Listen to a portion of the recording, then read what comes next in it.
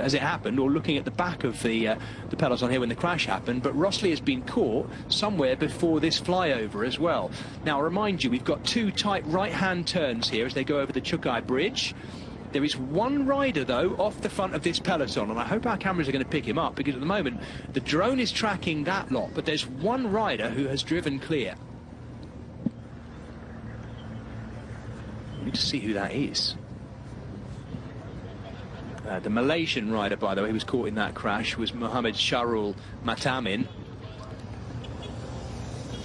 And I hope our cameras here are going to pick up, they should do, the one rider who I saw driving clear of this lot. We're focusing on the build-up to the sprint with 3K to go.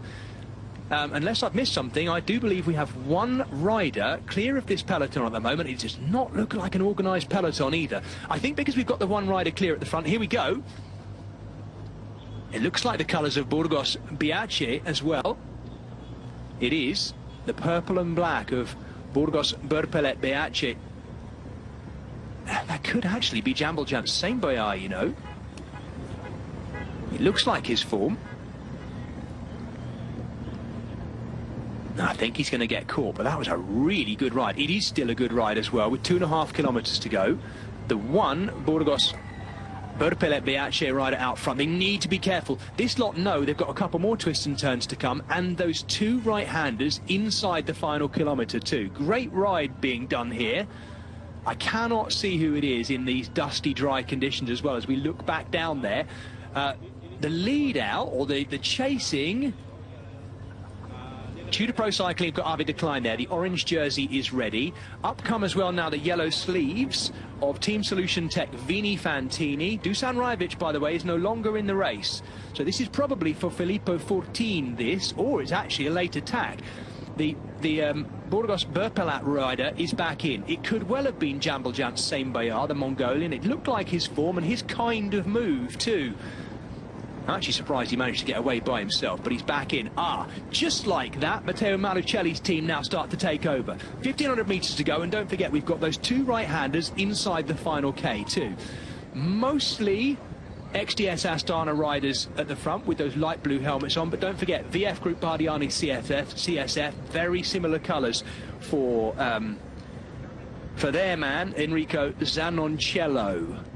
We've changed lane now. We are down to, I think, 3 riders, and Matteo Malucelli is the third of them. Look at the light bluey green jersey of the race leader, Matteo Malucelli, at the moment in prime position, but he has Uno X on his wheel. Where's the jersey now? The drifting jersey, I think, of Arvid de Klein. Look for the orange jersey of de Klein. No, he's up alongside. De Klein, I think, has infiltrated the lipstick and custard colours of Uno X Mobility. Oh, we've just lost a picture there for a moment. There's the first of our right-handers. This is the locked-on shot. No, this will be the second of the right-handers. That's 300 metres to go. So I do apologise. We've cut away from the overhead shot. Here it is. XDS Astana do seem to have Malucelli where they want him, but there is a battle for his back wheel. Here we go. It's going to be the final lead-out from Tudor Pro Cycling, and here comes now Aaron Gate. It looks like, yes it is, it's Aaron Gate leading out Matteo Malucelli. Malucelli's going to be forced to go early here by the looks of it. Now Malucelli goes, but this is early. It's very early for Malucelli. He's leading down the right-hand side. Left-hand side is Blikra. But it's going to be Matteo Malucelli getting his third stage win to match what he did last year. I said at the beginning of the broadcast, and as I said it, I thought, am I getting ahead of myself here? I said he's the best sprinter in the race, and he's just proved it. 3 stage wins for the race leader, Matteo Malucelli. Gets the 10-second bonus as well, and he's already, by halfway through this year's Tour de Langkawi, he has matched his record of stage wins from 1 year ago. Well, we'll get a chance to look at that again. Late attack from Burgos Berpelet Biache, and a brilliant lead out by Aaron Gate as well. There's the congratulation from Arvid de Klein. I didn't see where de Klein finished in the end there. They managed to spread themselves nice and wide, didn't they, by the time we got to the finish line? But then, that said, we do get often at the Tour de Langkawi a fairly wide zoomed out shot. It means we don't miss anyone, but it does mean it's slightly trickier to spot exactly where everyone was. Now Matteo Malucelli, archetypal, thick-set, massive calves of the dominant sprinter in this race, Matteo Malucelli. I want to see it from on high, actually. I wouldn't mind seeing as he kisses his XDS carbon bike. I wouldn't mind seeing how close it was. We'll see that in just a moment.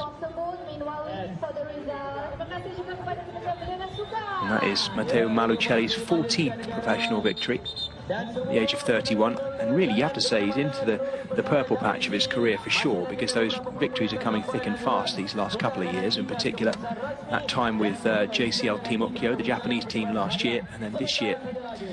Now drone shot following Arvid de Klein there. He's not walking, he's not cutting a particularly happy figure down there. He did have a Tudor Pro cycling rider though, didn't we, leading into the final, what, kilometre? Actually, do you know what?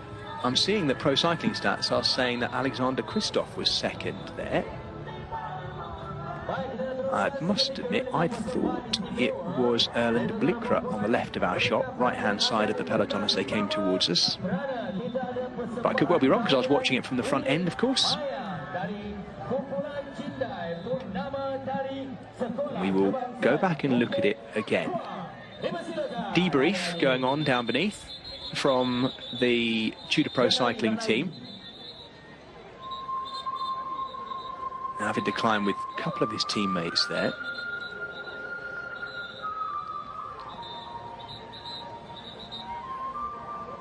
I will confirm for you that top 10 in just a moment. It's all being worked out. And we will, of course, look back at the sprint as it unfolded. Apologies, by the way, we lost the shot a little bit, didn't we, from on high, as they went into the first of those two right-handers.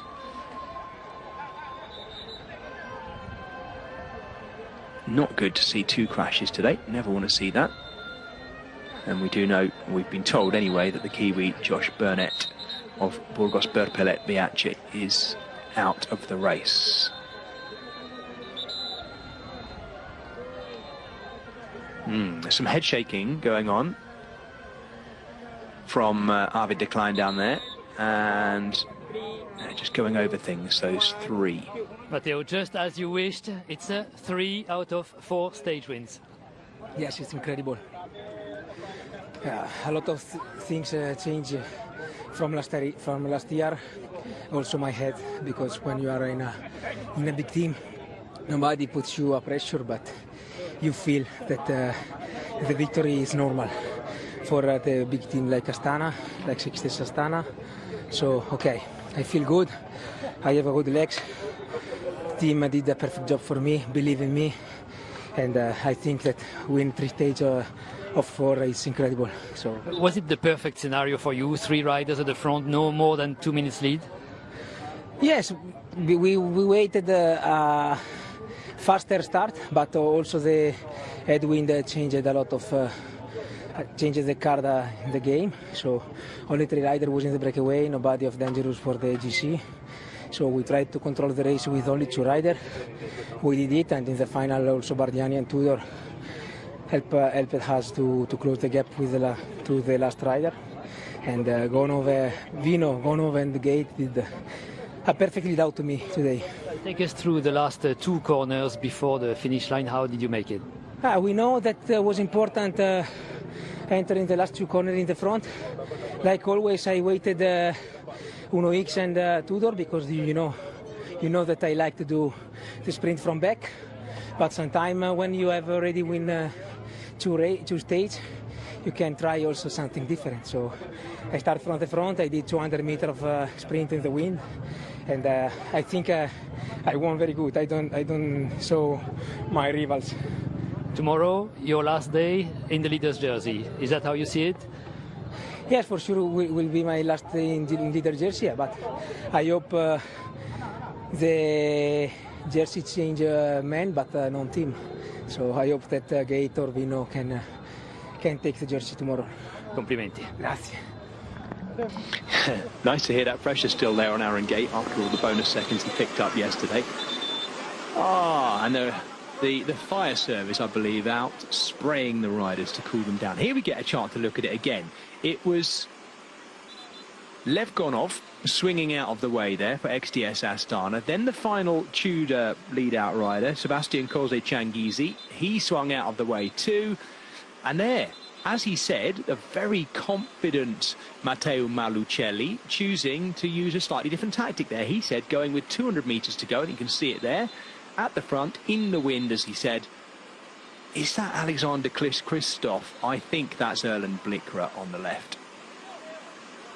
But actually, Manuel Peñalva may have come across the line in front of him as well. There it is. Malucelli, as he said, very clear. Manuel Peñalva in second by the looks of that to me, the Polti man. And I think that is Erlen Blikra back there.